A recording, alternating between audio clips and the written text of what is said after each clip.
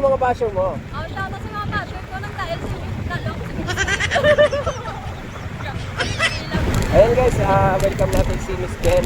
Tanungin natin sa kung ano yung experience niya sa pag-affiliate, sa pag-vlog.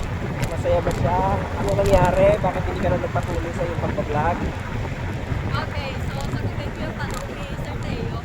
So yun nga, sa mga followers ko dyan, alam nila since 2020 na naging kami ng Jowa Kapam.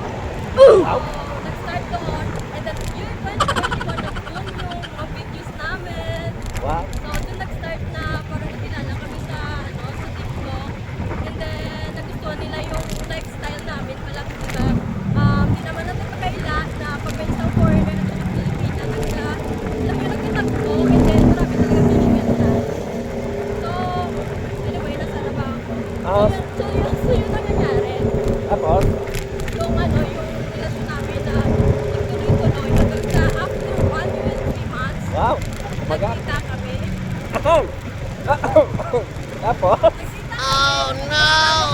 Paano mga tao kasi nagtakot kami na hindi kami nagpapalito pa rin ba na mas pinili namin ko yung low-key.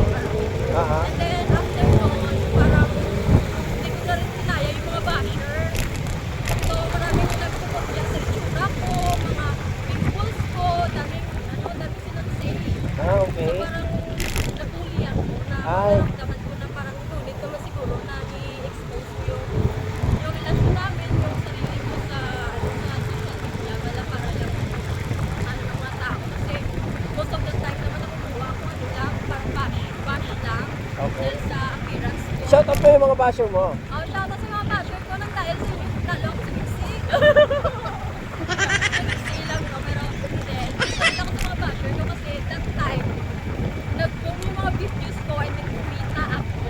Ay, sana all. Nakatulong din sa pagyayabang. Wow! So, na lang tayo sa mga basher natin. Kasi sila talaga minsan yung nagtulong sa atin para umangat talaga. So, ako, hindi ko kinaya. Nakasira ng mental health ko. So may advice mo sa mga bago? So nagsisimula pa lang mag-vlog.